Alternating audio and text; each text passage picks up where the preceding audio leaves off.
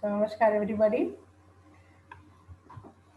Now, there are a lot of contributions of Sri P.R. Sarkar in various fields, and this presentation is a compilation of few herbs and foods which is identified by P.R. Sarkar in his two books, that is Natural Remedies, and the second book is Yogic Treatment and Natural Remedies. And I'll be trying to just briefly go through the effect of I'll just try to go through what the drugs, the herbs which he has mentioned for memory and good for other cognitive functions also. So, a few herbs have been experimentally studied or examined, which I will be sharing references in the course of presentation.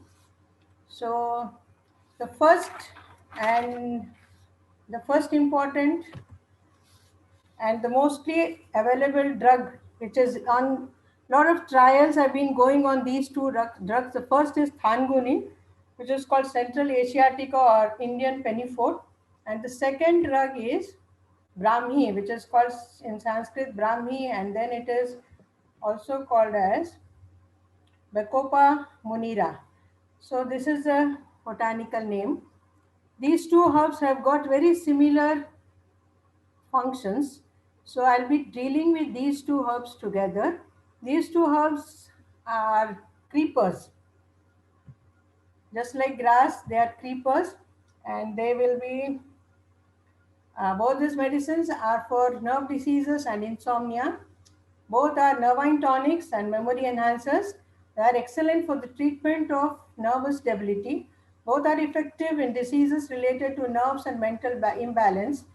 Brahmi ghee or syrup is therapeutic for students who are appearing for examinations. So this is very widely used even in Ayurveda and in ancient times. People are well aware of the efficacy of these two drugs, and we also recommend to give Brahmi ghee, that is Brahmi in form of ghee preparation to students because the efficacy is more when given in form of ghee. There are few studies which have also shown that, and there are practical experiences of students who take either Thanguni or Brahmi. Um, we also give Thanguni in form of, we just extract the juice of the Thanguni leaves and it is given to students. Their practical experiences are the time of study increases whenever they take this, and they can study for a longer time and they're able to retain some things. There's a practical experiences of the students who took this, and there are various trials which are recorded on the neuroprotective and neurogenerative potential of Central Asiatica, and very interesting trial even on Bacopa monifera. I think we can go to net and it's very easily available. So we proceed to the next drug, that is Himalochika. This is called in Sanskrit Himalochika. The local name is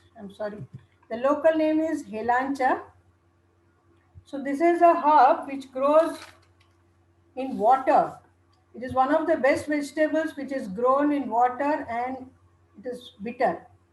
So Brahmi is also bitter, uh, and then Thankuni is less bitter, and Himalochika or Helancha is also very bitter. So this leafy vegetable helps in the functioning of the brain. It's almost as beneficial as Brahmi leaves, and in Yogi Chikitsa, Baba recommends it as a diet in epilepsy also. So we move on to the next. There's a very interesting root.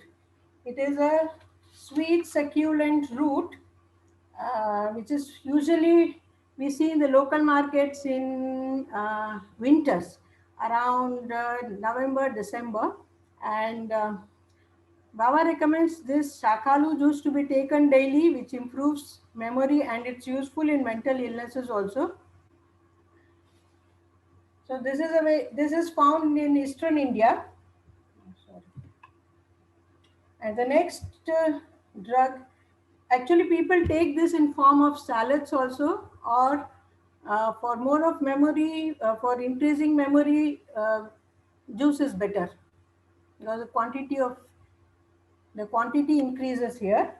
And the next drug we would like to discuss is about the aloe vera. This is a well acquainted herb to all, and it belongs to the cactus family. The gel inside the spongy leaves are used as medicine. So this is the gel which is inside the spongy leaves, which is used as medicine here. Here Baba says it is a remedy for diseases of nerves and the head. This gel is to be taken with rock candy. It works as a medicine for lunacy. And whenever there's loss of memory after 50 years, Baba recommends that to be taken. The gel is to be taken with sugar early in the morning on an empty stomach. So loss of memory after 50 years, this is found to be very effective. And the application of gel on the head is useful in treating diseases of nerves and sleeplessness. And sometimes people who develop tension headache, practically, this is a very common, they just apply the gel towards on the crown of the head and they find relief. And even in sleeplessness, this has been found to be very effective. And there's another preparation which I would like to discuss. We call it Rasanjana, very widely used in Ayurveda, and dry musabbar, that is used to treat uh, Pittonmada, wherein there is incoherent speech and then loss of memory and unsteadiness of mind. All these cases which are told in Ayurvedic texts. So this Rasanjana is very much used. It's a preparation of Grita Kumari, which the Unani and the Ayurvedic people are well aware. This is a preparation which we would like to, which is used in these cases and also to treat high blood pressure. So these are a few which I found in T.R. Sarkar's book. These are a few remedies. These are the few uses of Grita Kumari. The next important, these are the references works which have been carried out on animals. Aloe vera improves memory and reduces depression in mice. And then even in Alzheimer's disease, this is found to be very effective. So we can go through these studies and then we can just correlate. And then this is tamarind. This is grown in tropical countries. There are two varieties of tamarind. One is very sweet and the other is sour. And then this is used to be very useful. It's a very sentient fruit. It's got important role in formation of the brain. It increases human intelligence. Chutney of old tamarind, if taken occasionally in small quantities with ripe banana, helps to increase intelligence and memory.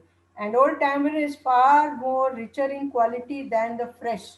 So we should preferably use old tamarind, and a very small quantity of chutney occasionally taken. We have not to increase the dose of tamarind. So it has got an important role in formation of the brain, and brain formation takes place in the fetal life. And I think at very early, say about maybe about before 5 years, and people, students and usually pregnant ladies have got attraction in India in having tamarind, and children also pick up the tamarind buds and try to eat it. So maybe it is body demand of the body. Next, these are the few researchers on tamarind, which are relevant again to the treatment of Alzheimer's disease and clotting disorders. The next drug which I would be dealing is guduchi. These are the guduchi. It is called Tinospora cardiflorea. And these are the leaves of guduchi. This is the fruits of guduchi, and this is the stem of guduchi. A very popular herb now as a immunomodulator, but it has got function on all systems of the body. A very old herb. It is called Amrita in Sanskrit. It means nectar. So very efficient herb. So here Baba says guduchi sugar. This is an extract. The stems are collected and then they are soaked in water and then kept overnight, and the stems are crushed and again kept for some time, and then we extract the sugar, which is called guduchi sugar. So this guduchi sugar is available in Indian markets in Ayurvedic medicines as Giloy Sat. It is white in color and it is good for students whose nerve cells and nerve fibers are weak. those who feel dizzy during examinations, those who study deep into night, and those in whom memory suddenly weakens during examination, and it's a good remedy for nerve diseases. So these are the usually children face during examination. I think we can try this.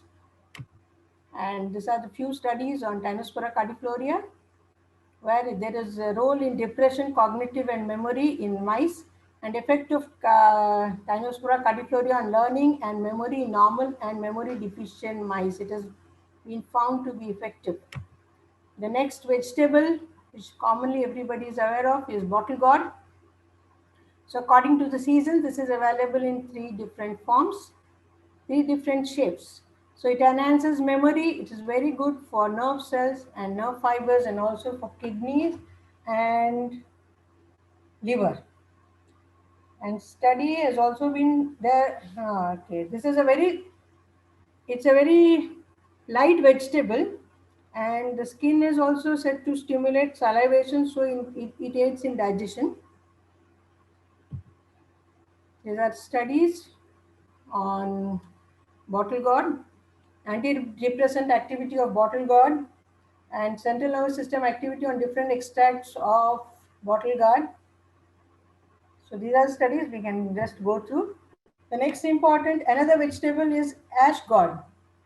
It is called Kushmanda in Sanskrit. Actually, there are 3 varieties which commonly we see here is the yellow pumpkin, and this is the one, and the one which is slightly bigger in size, that is used to prepare some sweets in India, and this is the one which is usually available in winters, and this is the one which Baba refers to. It has got less ash. It is called less ash on the skin when compared to the mature one. So this is the one which is used for memory, and both ripe and green gourd acts as medicine in diseases of nerve cells and nerve fibers. The younger the ash gourd, the more beneficial it is for nerve cells and nerve fibers. So these are a few studies where evaluation of memory and learning improving the effect of ash gourd, and some animal experimentation also is found to reduce the anxiolytic activity in. And the next drug is the next vegetable. This is again a vegetable. So this is teasel gourd. This I've seen in mostly in eastern India. So there are 2 varieties which are available. One is a smaller one and the other is slightly bigger one. So the smaller one is recommended for memory. It has got more medicinal value. And the raw juice of teasel gourd again is good for diabetes. So regular consumption of boiled teasel gourd enhances mental capacity, and regular consumption of ghee karela, or this is found even to increase. It is found to increase the mental capacity in children who are having delayed milestones, and it's food and medicine for those who feel giddiness after overstudying. It should be boiled and taken along with vegetarian dish. So this is about ghee karela. It can be taken as a food also. It is taken as a food for people for to enhance the intellectual capacity. The next medicine is the next vegetable here, which can be used is mocha. It is banana flour. This flour assists in the normal functioning of the brain, and it is a good food for enhancing the intellectual capacity. Very common throughout India, but it is very popular in the eastern part of India. This is slightly astringent in taste, so it is advised to take just in the first morsel. It is prepared without adding more masalas, so it is a very edible vegetable. The next, this is a research where there is chronic consumption of plantain diet increases learning and memory in mice. This is another very sweet, very tasty root, which is used in insomnia if taken in afternoon as a cooked vegetable It can be used instead of the regular potatoes, usually seen in eastern India, Orissa, Jharkhand, and Bengal. So the next is Shushni Sag. This is probably, this resembles like the other small leaves which are slightly sour. But this is slightly different. This is called chaupatia because it has got 4 leaves, and this is slightly sweetish in taste. It is rich in calcium. We also use it for hyperacidity and gastric ulcers. And if a person takes this as a vegetable in small quantities in the afternoon, he is sure to get good sleep. And for people who are suffering from insomnia, ghee prepared with the juice is an effective cure for insomnia. So it has to be, we usually advise people to take this with frying it in ghee and adding, it should be slightly taken in the, it should be slightly wet, and it is taken with the first morsel of food. So this is Shushni Sag. Next we proceed to Ghima Sag. This is again a brain tonic and a nervine tonic. The flowers are to be taken with the rice as a first course, is excellent for brain. Now, it is beneficial for skin diseases also. It's a blood purifier. So here for memory and for brain functions, the flowers are advised. Otherwise, it is also a bitter vegetable. The leaves are quite bitter, so should be taken with the first morsel, usually cooked in ghee. Half spoon of ghee is better. And the next drug which here we mention is about the Bhumi Kushman. This is usually grown in the forests of eastern India, say about in Jharkhand, Bengal, North Bengal. It is a widely grown creeper, and it usually grows in area where there is plenty of rainfall. This resembles it is like a large yam, but even this size can sometimes be so big, say about 10 to 15 kgs size have been found. Here it has many colors, among them white and black variety is quite good. And the one part, the best way to identify this root is it causes burning sensation in nose and mouth while cutting it. So it is not a food, it is a medicine, and it is a remedy for diseases of nerve cells and nerve fibers. It's extremely effective for neurasthenia or weak nerves, violent trembling of limbs, senile debility, and diseases related to semen. And it's an excellent remedy for loss of memory and lack of vigor. So the next flower here is Kumuda water lily. Here we use the stamens for the cure for nerve cells and nerve fibers. It's effective medicine for children with dull intellect or with poor memory. It cures dizziness in children who overstudy during examinations. And here stamens are pounded and taken with honey from margosa leaves, which we call neem madhu here. The paste is to be consumed by leaking it early in the morning. The next is Nagdona. It's a popular herb in India for epileptic fits. So juice extracted from the tender leaves and stalks, if taken with honey, acts like mantra in curing nerve diseases in children. And it's excellent remedy for nerves. And spasmodic fits, which Baba mentions in Yogic Chikitsa, is the leaves are made into a paste and the child is made to smell the paste. So it immediately controls the spasmodic fits. The next is about peppercorns, which we call in Sanskrit as Katuka Bijakam, and it brings about vitality to the nervous system. It's also a medicine for melancholia and removes laziness. So there has been a study which I've just quoted here about the anxiolytic and antidepressant effect of peppercorns. It can be added to the vegetable whatever we prepare at home. It's a very popular Indian spice. The next is Bala Sida cardifloria.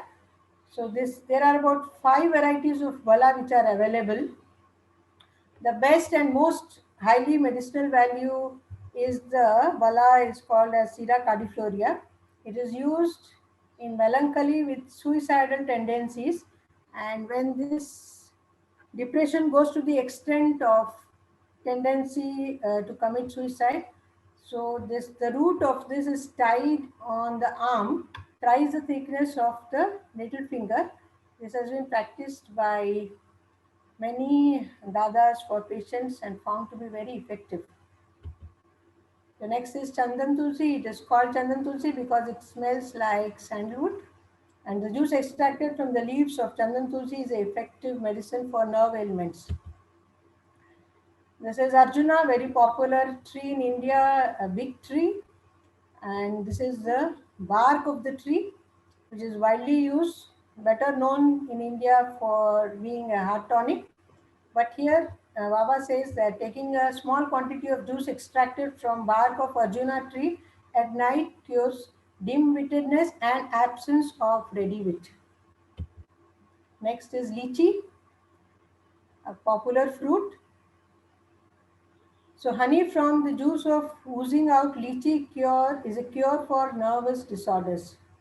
So there has been a study where the extract of seed of lychee protects against neural injury and improves cognitive function in rats. The next is Kalmi Saag. This is what I've seen here in the eastern India. And there are two varieties, one which grows on land and the other which grows on water. So this grows horizontally on the surface of water, and the one variety which grows on land, it is usually sold, and Baba says the one which grows on land variety is not good for cognitive functions or for the brain, so it should be avoided. It is not a sentient vegetable. But the one which is grown on water keeps the nerves in good condition and helps to maintain mental balance in those who are prone to get anxious quickly. So the leaves of the land grown kalmi and water grown kalmi are very similar.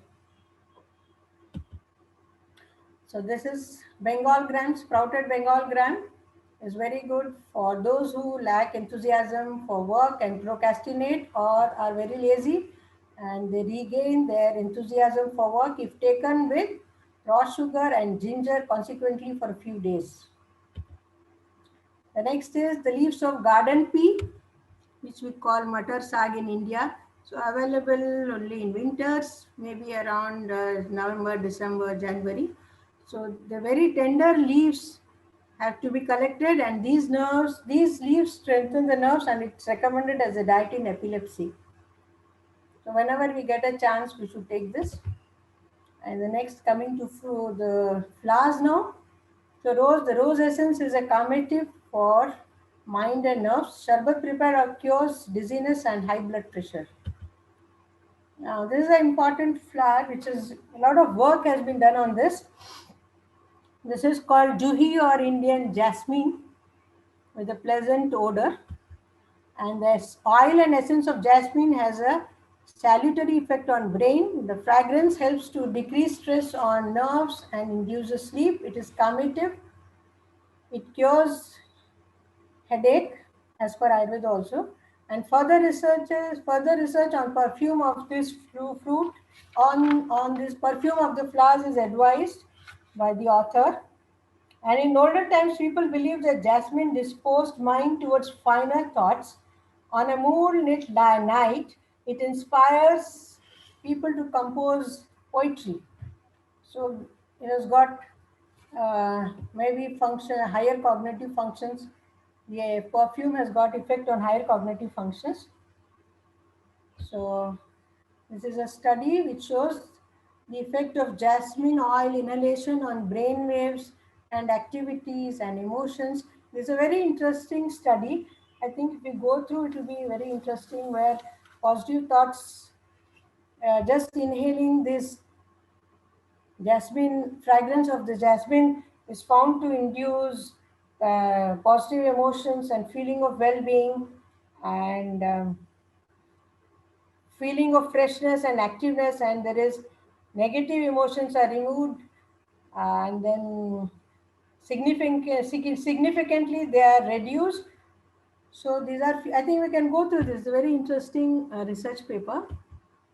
The next will be khas, a very popular essence in India, which they use in coolers and then now used in shampoos and soaps. So the scent is very relaxing for the nerves.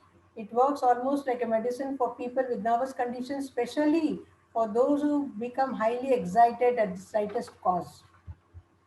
So the next coming down is Kea. Now, Kea, the scent of Kea has a cooling effect on mind and the nerves. This is seen mostly also in Eastern India, and also from even in Rajasthan and the western part of India and till the Sundarbans. So widely it's seen all over India. And there's a very interesting research in Bangladesh which has gone through the traditional medicines, herbal medicines for against CNS disorders in Bangladesh. The study is very interesting. They have identified about 287 plants out of 81 varieties which the local people use for any CNS disorders. So people are just working on this, trying to see how these herbal medicines can be used in various CNS disorders. So this research paper is again very interesting. So the next thing which Baba says is about the music therapy. So the sound of music reaches the nerve cells of brain through the ears. From there, the vibration spreads throughout the body and activates a particular chakra. Now, this helps in eradicating diseases. So, Prabhat Sangeet cures the following ailments like epilepsy, overwhelming grief, hysteria, and melancholy. And there are the few asanas which improve memory: Matsamudra, Dhyanasana, and Shashankasan. And now this is a few, these are few tips which Baba gave to his relative who was suffering from mental illness. So I'll just read through.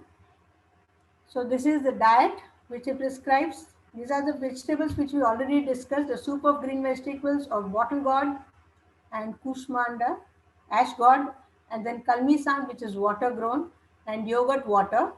Evening, you should have a soup of green vegetables. No rice or chapati should be taken. Fruits and lukewarm milk. Dinner should be before 8 o'clock. For breakfast and afternoon snack, only local fruits and soaked moong dal can be eaten. Shakhalu or the yam bean is beneficial for these patients. Juice is better. Regulations to be followed are: he should take bath twice a day, he should not be allowed to remain alone, sleeping in day and awaken and keeping awake late hours in the night should be avoided.